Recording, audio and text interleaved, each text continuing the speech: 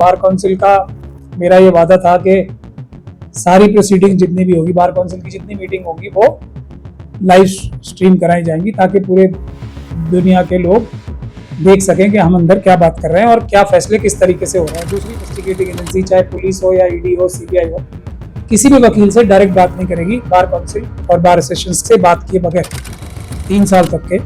उनको 25,000 रुपये पर महीना, और जो 65 साल से ऊपर के वकील जो रिटायरमेंट लेना चाहते हैं उनको 30,000 रुपये पर ड्यूटी लगेगी 24/7 कि वो जो आम नागरिक इन दफ्तरों में आते हैं, पुलिस के या दूसरे दफ्तरों में, उनको उनके कानूनी अधिकार ना सिर्फ बता सके बल्कि वो सुरक्षित भी कर सकें ताकि उनको एक अच्छी ट्रीटमेंट हर दफ्तर के पास। इसका बजट है अलग से जो आप बता रहे हैं कि वकीलों को 25,000 रुपये, जो नए वकील होंगे उनको 25,000 रुपये एक सैलरी के तौर पर दी जाएगी। सरकार के पास क्या बजट है या अलग से कुछ ऐसा रहेगा? इस तारीख को भी आप कह रहे हैं कि प्रदर्शन करेंगे, एक नए तरीके से आंदोलन करेंगे। ईवीएम के लिए आपने आवाज़ उठाई थी, बीच में कहा कि मतलब मैं इसमें अपनी गलती मानूं, क्या वजह नहीं? गलती इसलिए मानी है कि जिस तरीके से आंदोलन में मुझे दिन रात एक करना चाहिए था, वो कुछ दिन मेरे सब जो आरएसएस और बीजेपी, अमित शाह जी, मोदी जी और दूसरे लोग जजों पे बनाते हैं, जिसकी जानकारी जस्टिस भुइयां ने, अभी सिटिंग जज ने, और 4 सुप्रीम कोर्ट के जजेस ने 2018 में हमें दी थी। ये उस प्रेशर को कम करने के लिए सबसे बड़ी एक तरीके से एक काउंटर प्रेशर तैयार। जेएनजी का प्रोटेस्ट हुआ, धर्मेंद्र प्रधान का इस्तीफा भी हो गया, किसी हद तक देखा जा रहा है कि सरकार बैकफुट पर हुई, लेकिन सरकार अपनी जो है ये कामयाबी के तौर पर इसको देखी। क्या लग रहा है आपको? अभी बहुत जल्दी कामयाब हो जाएंगे मोदी जी और अमित शाह जी दोनों। मोहन भागवत जी जेल में जब चले जाएंगे, वो असली कामयाबी तो उनकी जेल जाएगी। हालांकि मोहन भागवत की जो है जेएनजी के प्रोटेस्ट का समर्थन करते हुए नजर आए। अब आरएसएस के कुछ चीज है वो जो है मतलब इसका समर्थन कर रहे हैं। क्या लग रहा है आपको कि मतलब जेएनजी को अपनी तरफ कुछ तवज्जो दिलाने के लिए आखिर में जब सारा कुछ हो गया, ये लोग तो अपने आप को देशभक्त कहने की भी जरूरत। राहुल गांधी के ऊपर भी जो है काफी सारे मतलब सवाल खड़े हुए अभी झारखंड में और रांची में, जिस तरीके से प्रोटेस्ट हुआ छात्रों का, वहां पर भी वहां नहीं पहुंचे, उसके ऊपर कोई बात नहीं की।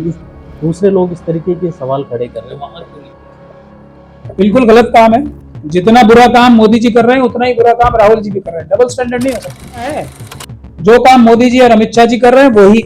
रांची की घटना हुई, उत्तराखंड में रामलीला मैदान में गए हुए थे मल्लिकार्जुन खड़गे, वहाँ से आने के बाद वहाँ के लोगों ने जो है उसका शुद्धिकरण कराया, उसको जो है दलदल से जो है।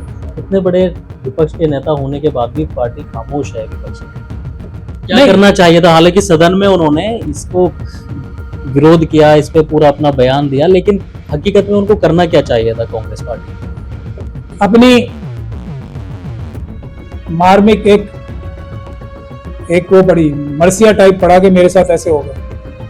इतने पावरफुल पद पे होने के बाद, देश के राज्यसभा के विपक्ष के नेता होने के बाद, वो देश के कमजोरों को, खासतौर पे शेड्यूल कास्ट, शेड्यूल ट्राइब को ये दिखा रहे हैं, और आरएसएस और बीजेपी का एक प्रकार से परोक्ष रूप में साथ दे रहा है कि देखो मेरे साथ भी ये हो सकता है तो तुम्हारी तो बात नहीं। मतलब ये कोई सामान्य घटना तो नहीं है ना? नहीं, वो सामान्य घटना की बात नहीं है। इस पार्टी ने और खड़गे जी ने इस पे कोई मजबूत एक्शन नहीं लिया। अब क्या लग रहा है आपको कि बीजेपी बैकफुट पर है या कांग्रेस को जिस तरीके से काम करना चाहिए विपक्ष के तौर पर वो उस तरीके से काम कर पा रही है? क्या करने की जरूरत है? आरएसएस और बीजेपी बैकफुट पर है शुरू से। अब 5-5 साल के बच्चे स्कूल में पढ़ने वाले जो है वो डीएम को बुला करके स्कूल का निरीक्षण करा रहे हैं। ये बाबा साहब की डेमोक्रेसी। आपने कहा मैं भड़का रहा हूँ, देश के जो युवा हैं, जेएनजी हैं, उनको भड़काने का मैं काम कर रहा हूँ, सरकार मेरे खिलाफ कार्रवाई करे। अगर उन बच्चों के ऊपर कार्रवाई होगी तो आप करें? उन सब की गारंटी तो हमने ले ही रखी है हमारी तरह, और बाबू बनने से काम नहीं होगा। मैंने टाई पहनी है लेकिन नौकर हूं मैं। मैंने अभी ऐलान भी किया है, मैं दिल्ली के सारे वकीलों का नौकर बना। ईवीएम का मुद्दा आप किस तरीके से उठाएंगे आप सड़कों पर? देखिए, सबसे पहले तो 27 तारीख को हम अपने सुप्रीम कोर्ट को और देश की न्यायिक व्यवस्था को मजबूत करने के लिए जजेस के साथ एक सॉलिडेरिटी दिखाने के लिए लॉन्ग मार्च करेंगे, ताकि जजेस के ऊपर जो दबाव है, जो सिटिंग जजेस बता रहे हैं 2018 से लेकर आज तक, सिटिंग जजेस जो अभी जज हैं जजों के पदों पर, कि हमारे ऊपर दबाव है और सुप्रीम कोर्ट और देश की न्यायिक व्यवस्था ठीक से काम नहीं। सुप्रीम कोर्ट, इलेक्शन कमीशन के ऊपर बड़े बड़े प्रदर्शन होंगे, ईवीएम को किसी भी प्रकार से जाना है, पेपर बैलेट को वापस आना है। जंतर मंतर पे परमानेंटली एक ईवीएम का विरोध करने के लिए, पेपर बैलेट वापस लाने के लिए आंदोलन परमानेंटली। स्कूल के बच्चों से भी एक बार फिर उन्हें भड़का रहा हूं मैं। नमस्कार, आप देख रहे हैं समाचार प्लस ओटीटी और मैं अब्दुल वाजिद चिश्ती निज़ामी। इस वक्त मेरे साथ बात करने के लिए सुप्रीम कोर्ट के सीनियर एडवोकेट महमूद प्राचा सर मौजूद हैं और सबसे बड़ी बात कि आप दिल्ली बार काउंसिल के अब अध्यक्ष भी बन चुके हैं। सबसे पहले तो आपको बहुत मुबारकबाद। नहीं, अध्यक्ष नहीं बने हैं अभी। सुप्रीम कोर्ट ने इजाजत दे दी है कि हम लोगों का रिजल्ट बन जाए। अध्यक्ष मैं बनना चाहता भी नहीं, ना मैं बनूंगा। अभी एक मेंबर का इलेक्शन हुआ है और उसमें मेंबरशिप के इलेक्शन में मैं बहुत भारी बहुमत से जीता हूँ और अगर ठीक से कैलकुलेशन की जाए तो सबसे ज़्यादा वोट जो है वो जो इकट्ठे होकर वोट आते हैं वो मुझे ही आए हैं पूरे दिल्ली में। तो जीत तो पक्की है ना आपकी?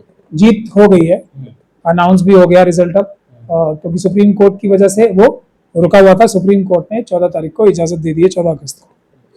तो आपका जो मैनिफेस्टो था, क्या काम रहेंगे सबसे पहले और किस तरीके से अब जो एक न्याय प्रक्रिया थी अदालत के अंदर वकीलों के साथ में जिस तरीके से एक दबाव था, प्रेशर था, किस तरीके से रहेगा पूरा काम?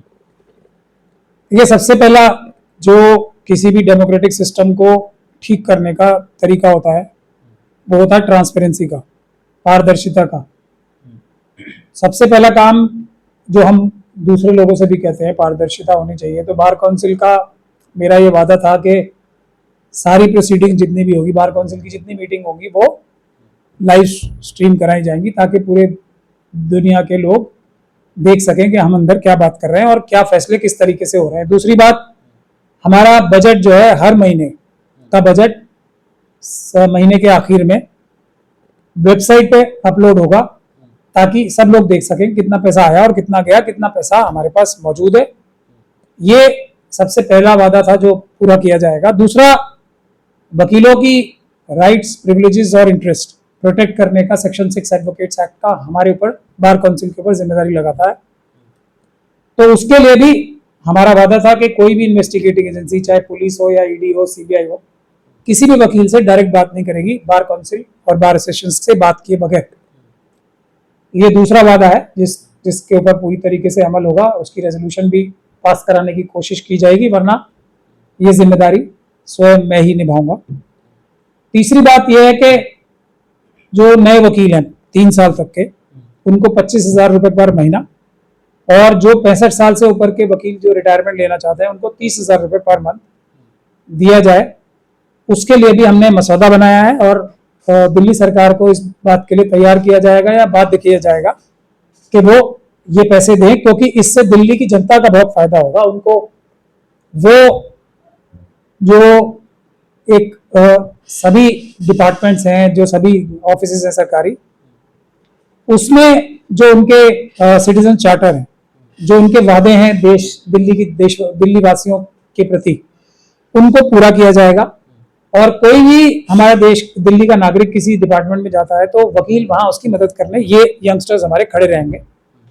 इससे उन्हें भी लाभ होगा क्योंकि वो एक प्रैक्टिकल जो प्रोसीजर है अलग अलग डिपार्टमेंट्स का सीखेंगे, उनकी वकालत भी निखरेगी और एक बहुत बड़ा सोशल वर्क भी होगा। और इसके लिए सरकार वैसे ही बहुत सारे पैसे अवेयरनेस के लिए और लीगल एड के लिए खर्च करती है दिल्ली सरकार, तो वो पैसा हम चाहेंगे कि इन वकीलों को मिले ताकि ये असल में दिल्ली के नागरिकों की हेल्प कर सके। जैसे पुलिस ड्यूटी, जैसे हाई कोर्ट और सुप्रीम कोर्ट की बहुत सारे जजमेंट्स हैं जिनको फॉलो नहीं किया जाता डिपार्टमेंट द्वारा, पुलिस द्वारा, खासतौर पे एमसीडी द्वारा। तो ये हमारे जो यंगस्टर, जो नौजवान वकील होंगे, वो थानों में उनकी ड्यूटी लगेगी 24/7, दफ्तरों में ड्यूटी लगेगी 24/7, कि वो जो आम नागरिक इन दफ्तरों में आते हैं, पुलिस के या दूसरे दफ्तरों में, उनको उनके कानूनी अधिकार ना सिर्फ बता सके बल्कि वो सुरक्षित भी कर सके ताकि उनको एक अच्छी ट्रीटमेंट हर दफ्तर में मिले। ये इतना बड़ा काम होगा जिसको सरकार को हमारा धन्यवाद करना चाहिए और इन वकीलों का भी, यंगस्टर्स का। तो ये दिल्ली की जनता के लिए बहुत अच्छा कदम होगा और वकीलों को भी अच्छा वकील बनने में मदद भी होगी। इसके अलावा हम उन्हें, यंगस्टर्स को हम मौके भी देंगे कि वो अच्छे वकीलों के पास जाके काम सीख भी सके। ये सब भी हम लोग करेंगे। तो क्या सर सरकार के पास इसका बजट है अलग से, जो आप बता रहे हैं कि वकीलों को 25,000 रुपये, जो नए वकील होंगे उनको 25,000 रुपये एक सैलरी के तौर पर दी जाएगी, सरकार के पास क्या बजट है या अलग से कुछ ऐसा रहेगा क्या? नहीं, सरकार के पास पूरा बजट है। वो अरेंजमेंट कैसे होगा, मतलब पैसा तो इतना ज्यादा है, भ्रष्टाचार अगर थोड़ा सा भी कम हो जाए तो वैसे ही इसकी तो बजट की कोई दिक्कत ही नहीं रहेगी। लेकिन मैंने जैसे आपको अभी बताया, हमने पूरा वर्कआउट किया है कि बजट किस किस मद में से आएगा, पैसा किस किस मद में से आएगा, सोशल वेलफेयर से कितना आएगा, जो फ्री लीगल एड का है उस वो पैसा कितने से आएगा, और जो जस्टिस डिलीवरी सिस्टम है और जो सरकार का काम घर घर तक पहुंचाने का जो ये वादे करती है हर सरकार, जो पॉलिटिकल पार्टी, उसके जो पैसे अभी भ्रष्टाचार में चले जाते हैं इधर उधर, वो पैसे इन हमारे जो यंगस्टर वकील हैं उनको मिलेंगे। तो सरकार के जो वादे हैं उसको भी पूरा करने में, और जो संविधान के वादे हैं जनता से उसको पूरा करने में बहुत बड़ी मदद मिलेगी। हम लोगों ने पूरा प्रोफेशनली ये बजट एलोकेशन कैसे होगी, किस तरह से होगी, और कुछ पैसा बार काउंसिल अपने भी तरीकों से रेज करेगी, जिसमें गाला डिनर्स होंगे, हम लोग मैचेस भी कराएंगे, हम लोग जो फिल्म स्टार्स हैं उनको भी बुला के शोज कराएंगे, वो भी पैसा हम इकट्ठा करेंगे, लेकिन अपना वादा पूरा करेंगे।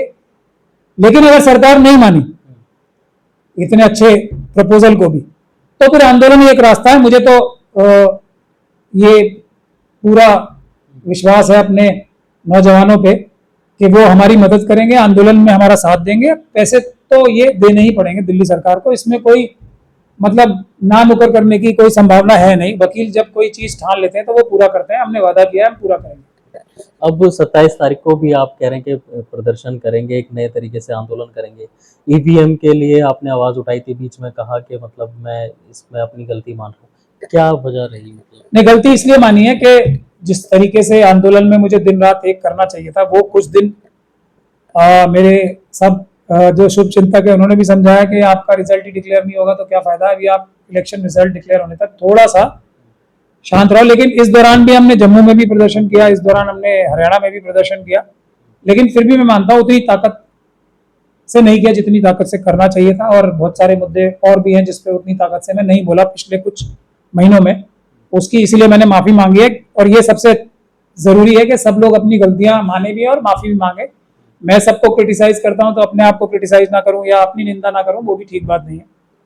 लेकिन अब पूरी ताकत से आ गए हैं, पैरों की बेड़ियां हट गई हैं, सुप्रीम कोर्ट ने आदेश कर दिए हैं, अब आ गए। सबसे पहला प्रदर्शन ही सुप्रीम कोर्ट पे होगा 27 तारीख को, ये मैंने आपको बताई दिया। उसकी डिटेल भी बताई है कि इससे सुप्रीम कोर्ट के माननीय जजों के हाथ मजबूत होंगे, और जो दबाव आरएसएस और बीजेपी, अमित शाह जी, मोदी जी और दूसरे लोग जजों पे बनाते हैं, जिसकी जानकारी जस्टिस भूइया ने, अभी सिटिंग जज ने, और 4 सुप्रीम कोर्ट के जजेस ने 2018 में हमें दी थी, ये उस प्रेशर को कम करने के लिए सबसे बड़ी एक तरीके से एक काउंटर प्रेशर तैयार होगा, ताकि जज जो है निष्पक्ष रूप से काम कर सके और निष्पक्ष रूप से वो काम कर सके जिसके लिए जनता उनसे उम्मीद करती है। अभी जंतर मंतर पर जेएनजी का प्रोटेस्ट हुआ, धर्मेंद्र प्रधान का इस्तीफा भी हो गया, किसी हद तक देखा जा रहा है कि सरकार बैकफुट पर हुई, लेकिन सरकार अपनी जो है ये कामयाबी के तौर पर इसको देख रही है, क्या लग रहा है आपको? अभी बहुत जल्दी कामयाब हो जाएंगे मोदी जी और अमित शाह जी दोनों। मोहन भागवत जी जेल में जब चले जाएंगे, वो असली कामयाबी तो उनकी जेल जाके होगी।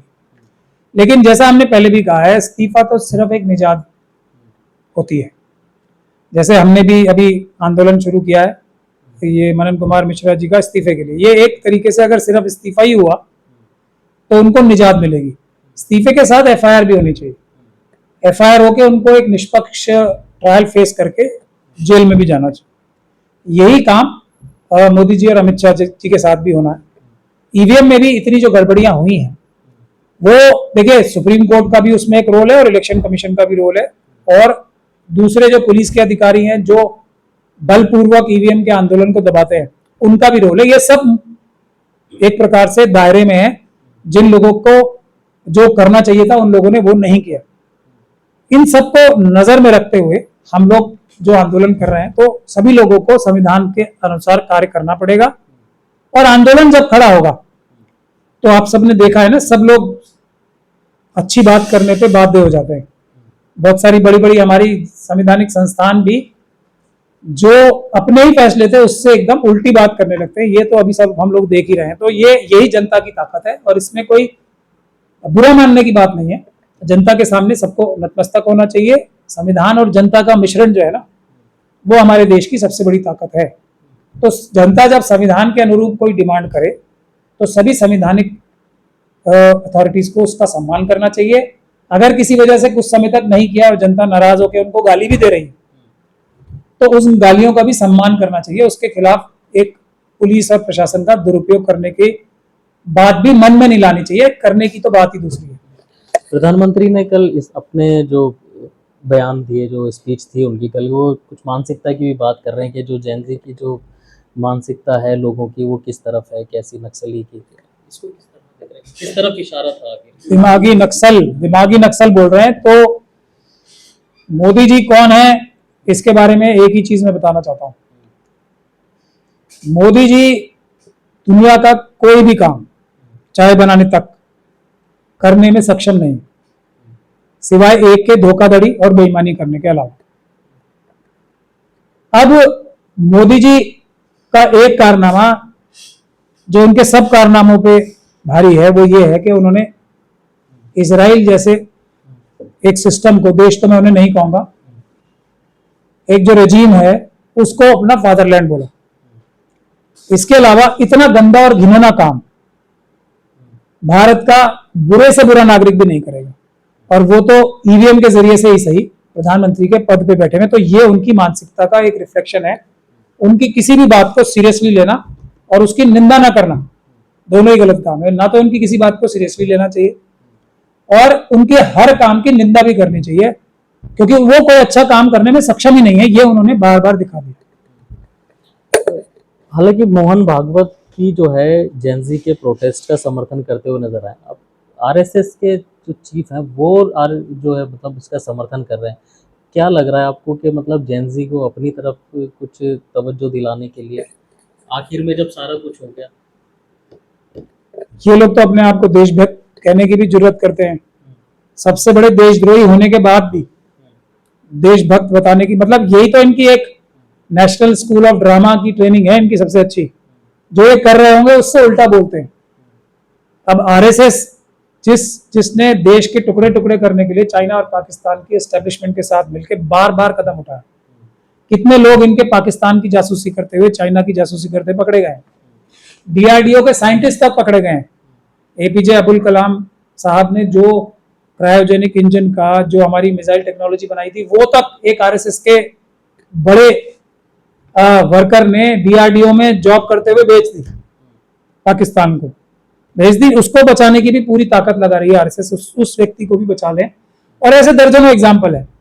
और इसीलिए इन्होंने जो सरकारी अधिकारी हैं उनको शाखाओं में भी बुलाने की एक उनके ऊपर जिम्मेदारी डाल रहे हैं। क्यों?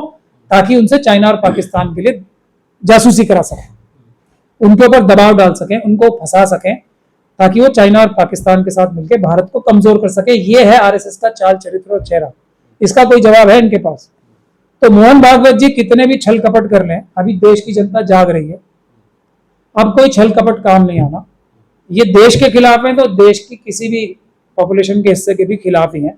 ये सिर्फ अडानी, अंबानी, यूसुफ लुलू जैसे लोगों के साथ हैं, जिनके साथ मिलके ये देश को लूटना चाहते हैं और देश का पैसा सारा विदेशों में ले जाना चाहते हैं। राहुल गांधी के ऊपर भी जो है काफी सारे मतलब सवाल खड़े हुए अभी झारखंड में और रांची में। जिस तरीके से प्रोटेस्ट हुआ छात्रों का, वहां पर भी वहां नहीं पहुंचे, उसके ऊपर कोई बात नहीं की। इस दूसरे लोग इस तरीके के सवाल खड़े कर रहे हैं, वहां क्यों नहीं पहुंच रहे? बिल्कुल गलत काम है। जितना बुरा काम मोदी जी कर रहे हैं उतना ही बुरा काम राहुल जी भी कर रहे हैं। डबल स्टैंडर्ड नहीं हो सकते देश में, अपनी हो सरकार या दूसरी हो। बल्कि राहुल गांधी जी को और इंडिया गठबंधन को तो एक मिसाल कायम करनी चाहिए। भले ही उसमें कुछ लोग अपने जेल चले जाएं, अगर उन्होंने बुरा किया तो वो जेल जाने का, भेजने का काम इन्हें खुद करना चाहिए, अगर ये सच में देश को लीड करने लायक अपने आप को बताना चाहते हैं। फर्क क्या है? जो काम मोदी जी और अमित शाह जी कर रहे हैं वही रांची में हो रहा है। फर्क क्या है? फर्क कोई नहीं है ना। अगर वो भी तुरंत इन्वेस्टिगेशन करा के और जेलों में भिजवाने का काम करते, छात्रों से माफी मांगते, जो लोग जिम्मेदार हैं, उन जो एग्जाम हुए थे उनको दोबारा करा के एज रिलैक्सेशन भी देते, तब तो बात होती। फर्क नहीं नजर आ रहा ना कोई। सिर्फ अलग पॉलिटिकल पार्टी में होने से कोई देशभक्त नहीं हो जाता और कोई बुरा नहीं हो जाता। आरएसएस और बुरे और बीजेपी बुरे हैं तो आप लोग भी उतने ही बुरे हो अगर आप उन्हीं काम को करते हो, उन्हीं गतिविधियों में लिप्त हो जिसमें आरएसएस और बीजेपी, कोई आरएसएस और बीजेपी के नाम से थोड़ी चिढ़े किसी को, उनके कारनामों से ही तो चिढ़े, उनके कारनामों से ही तो नफरत है। वो काम आप भी करोगे तो आपसे भी नफरत करेंगे लोग। डबल स्टैंडर्ड नहीं हो सकते। अगर आप अपने आप को पाक साफ बता रहे हो तो पाक साफ रहना भी पड़ेगा। अभी इतनी बड़ी घटना हुई उत्तराखंड में, रामलीला मैदान में गए हुए थे मल्लिकार्जुन खड़गे। वहां से आने के बाद वहां के लोगों ने जो है उसका शुद्धिकरण कराया, उसको जो है जल वल से धोया। इतने बड़े विपक्ष के नेता होने के बाद भी पार्टी खामोश है विपक्ष की।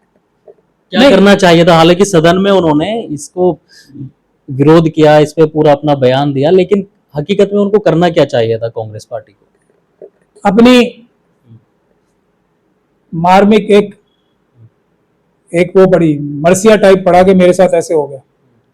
इतने पावरफुल पद पे होने के बाद, देश के राज्यसभा के विपक्ष के नेता होने के बाद, वो देश के कमजोरों को, खासतौर पे शेड्यूल कास्ट शेड्यूल ट्राइब को ये दिखा रहे हैं, और आरएसएस और बीजेपी का एक प्रकार से परोक्ष रूप में साथ दे रहे हैं कि देखो मेरे साथ भी ये हो सकता है तो तुम्हारी तो बात ही क्या है।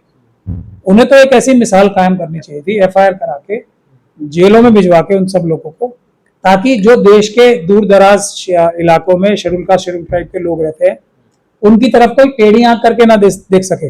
उन्होंने तो यही दिखा दिया पूरे देश को, जिसको नहीं भी पता था उसको भी बता दिया कि मेरे तक साथ ऐसा होता है और ये होता रहता है। सिर्फ हमें अपनी, मतलब ये कोई सामान्य घटना तो नहीं है ना? मैं वो सामान्य घटना की बात नहीं है। ये सामान्य घटना यूं नहीं है कि कांग्रेस पार्टी ने और खड़गे जी ने इस पे कोई मजबूत एक्शन नहीं लिया। बाकी तो ये सामान्य घटना ही है ना, क्योंकि रोज हो रही है देश में। हर schedule caste schedule tribe community के व्यक्ति के खिलाफ ऐसे गतिविधियां तो रोज हो रही हैं सब जगह। खड़गे जी के साथ हुआ था तो उन्हें एक इबरतनाक सजा देनी चाहिए थी, उसकी कार्रवाई करनी चाहिए थी कि बाकी किसी के साथ करने की जरूरत ना हो लोगों की। बल्कि उन्होंने तो अपने आप को ही निरीह बता दिया कि मेरे साथ भी ये हो गया। तो ये बहुत बुरी बात है। खड़गे जी को और कांग्रेस पार्टी को इसका संज्ञान लेना चाहिए और ऐसी सजा देनी चाहिए इन लोगों को कि दोबारा किसी की हिम्मत ना हो। खड़गे जी की बात नहीं है, उस दूर दराज किसी भारत के हिस्से में उस व्यक्ति की सुरक्षा करने का ये मौका इस्तेमाल होना चाहिए जिसके साथ रोज ये घटनाएं हो रही हैं और कोई पुलिस का अधिकारी और कोई भी सरकारी अधिकारी उसकी मदद करने नहीं जाता। खड़गे जी की जिम्मेदारी वो है, अपनी दुख दर्द बताने की जिम्मेदारी खड़गे जी की नहीं है।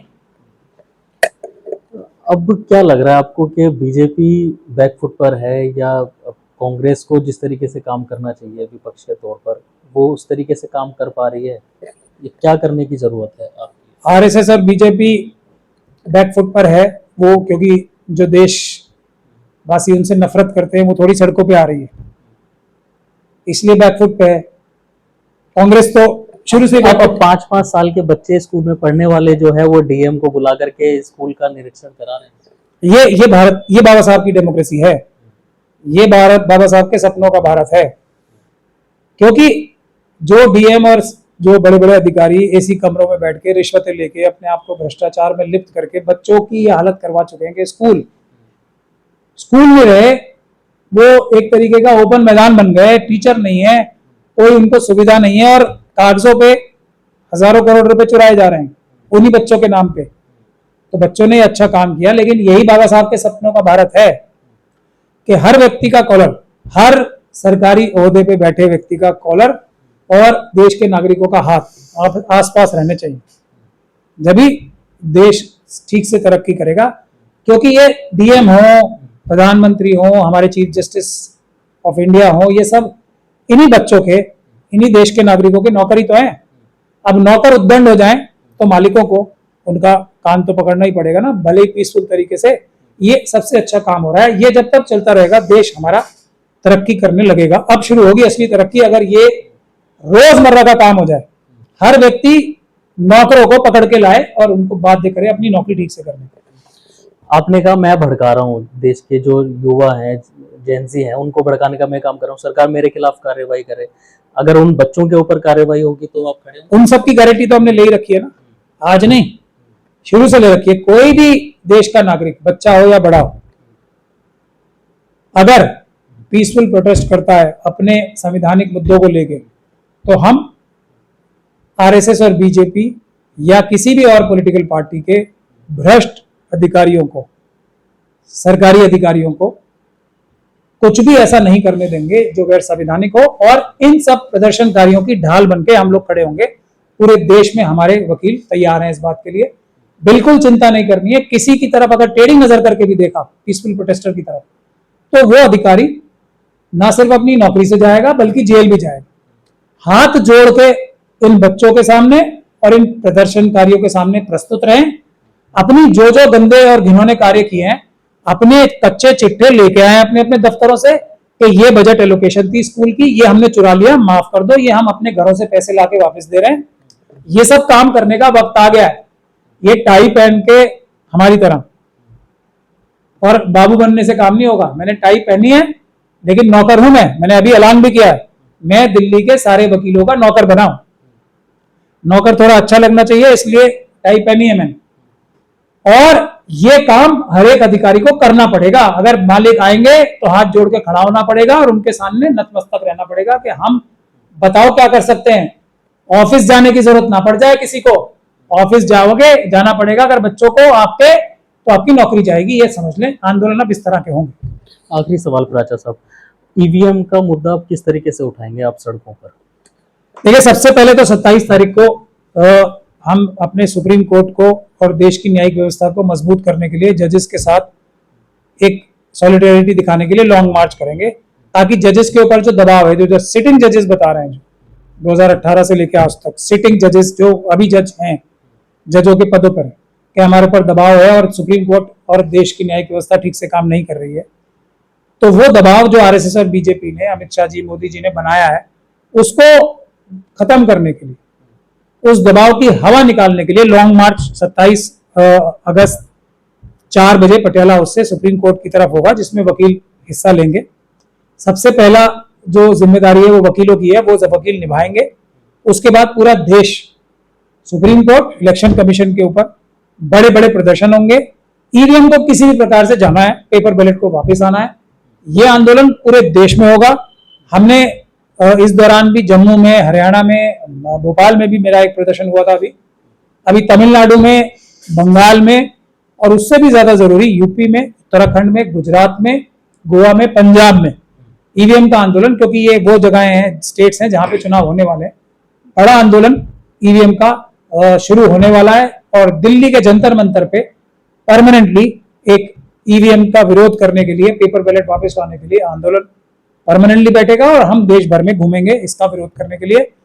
और हम स्कूल के बच्चों से भी, एक बार फिर उन्हें भड़का रहा हूं मैं, और कॉलेज के बच्चों से भी, बेरोजगार नौजवानों से भी, जो बड़े हैं, जो लोग बुजुर्ग भी हो चुके हैं, उन सब से मैं ये उनको हाथ जोड़ के भड़का रहा हूं कि प्लीज ईवीएम के पीसफुल आंदोलन में सब अपनी हिस्सेदारी करें, क्योंकि जैसे ही ईवीएम जाएगी, पेपर बैलेट से चुनाव शुरू होंगे, आपके अधिकार आपको अपने आप मिलने लगेंगे। आपके नेता, आपके अधिकारी आपकी सेवा करने के लिए ज्यादा तत्पर हो जाएंगे, ये आंदोलन मजबूत होते ही, क्योंकि वो डर आ जाएगा कि जो बाबा साहब का सबसे बड़ा रेवोल्यूशन का तरीका है, वोट बैलेट से रेवोल्यूशन आएगा देश में, वो बैलेट का रेवोल्यूशन दोबारा शुरू हो जाएगा। आपके हाथ में कॉलर आ जाएंगे सभी नौकरों के, प्रधानमंत्री जी से लेके और अपने जो छोटे